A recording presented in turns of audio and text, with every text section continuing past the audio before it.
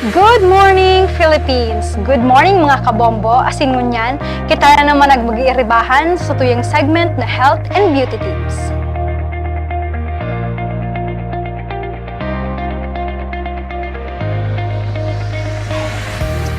HIV as in sexual health education sa kauvenan, karaman, proteksyon, asin paninimbaga na.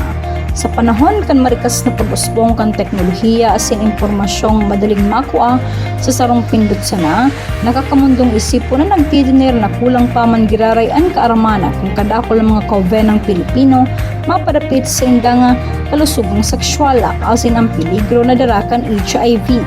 Sa ibong kan mga kampanya kan manlain-laing ahensya kan gobyerno asin non-government organizations, padagos na naglalangkaw ang numero kan mga kaso kan HIV sa Pilipinas. Asin kadaklan sa mga bagong kaso iyuan agikan sa mga kauvenan. Sarong malinaw na senyales inikan pangangaipuhan para sa mas bukas, mas edukado asin mas inklusibong talakayan mapadapit sa sexual health. Ang HIV o Human Immunodeficiency Virus, ang sarong klase kan virus na nagraraot sa immune system kan sarong tao.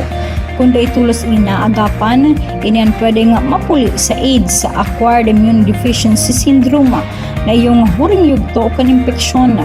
Alagad maski igong mga bulong na pwedeng magpaluya sa paglalakan kondisyon, mayo pa man giraray ng bulong sa HIV sa presente.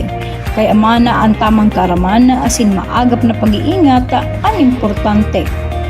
Sa mga datos gikan sa Department of Health or DOH, labi 80% kan bagong kaso kan HIV ang gikan sa age group na 15 hasta 34 years old, kung sain kadakol na parte ang mga kaubenang lalaki.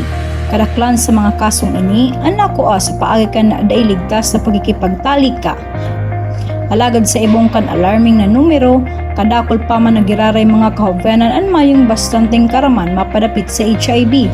Paano ini na ipapasa, paano ini malikayan, asin sa ina pwedeng magpates nin salbado asin confidential.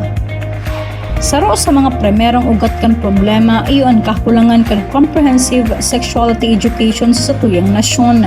Kadakol pa man nagtutubod na pagtutukdo kan sex education sa kauvenan, ang pwedeng mag-udyok kan amay na pagkikipagtalika. Kaya nagtitiniring day pigadalan sa kadakol na eskwelahan na asin komunidad. Imbes na tukdoan ng mga kauvenan ng tamang impormasyon, ipinagbabawal o pigbabaliwala ini, naghahantong sa mas kadakol ng mga kauvenan nagmamauota, makanood gikan sa internet, social media o kapwa kauvenan kung saina madalas day bastante o tama ang nakukuha ang kaaramana. Sa sarong lipunang igwang halangkaw na moralidad, lagad hababa ang edukasyon mapadapit sa kalusugang sexual, si isay ang tunay na daog, mayong iba kundi ang mga kauvenan mismo. Ano ka importante ang sexual health education? Ang edukasyong sexual ang bakusan ng mapadapit sa pakikipagtalika, inisarong kabilugang pagtalakay sa mga isyong siringkan, pag-intindi sa sadiring lawas asin pagbago kay ni, tamang pag-ataman sa reproductive health, epekto asin paglikay sa sexually transmitted infections siringkan na HIV, maging importansya kan consent asin respeto sa relasyon, pagbisto sa gender identity asin sexual orientation, kaya nang magibon matalinong desisyon para sa sadiring lawas.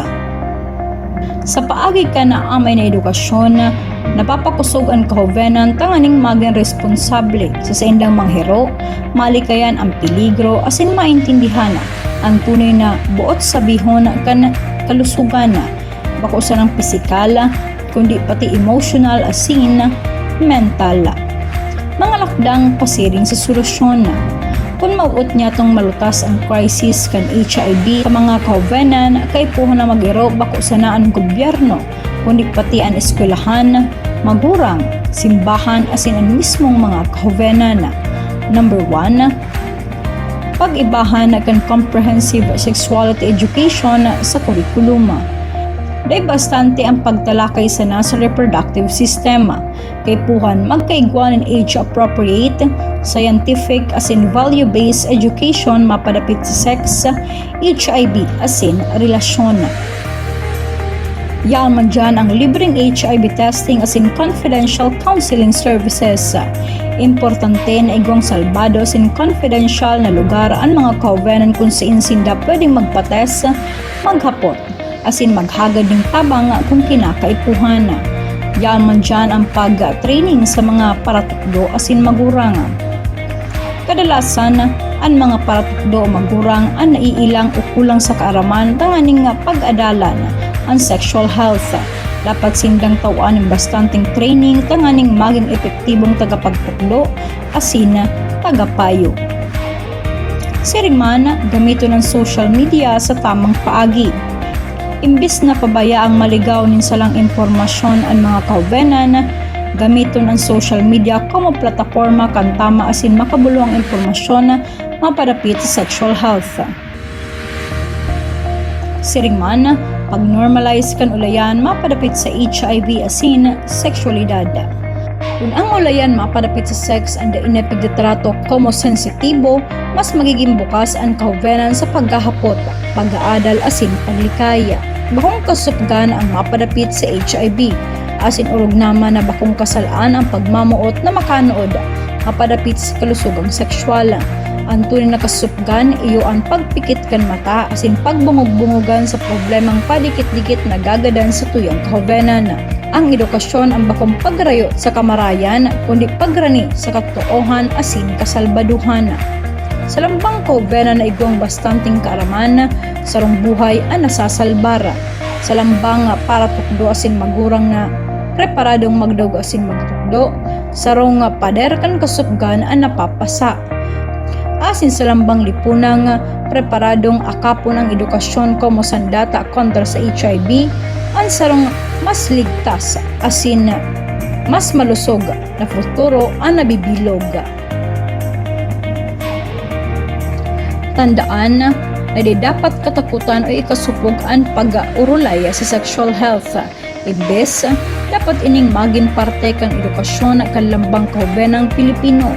Ang kaaraman ang kapangyarihan asin sa panahon kan HIV, ang kaaraman ang literal na pwedeng magsalbar nin buhay.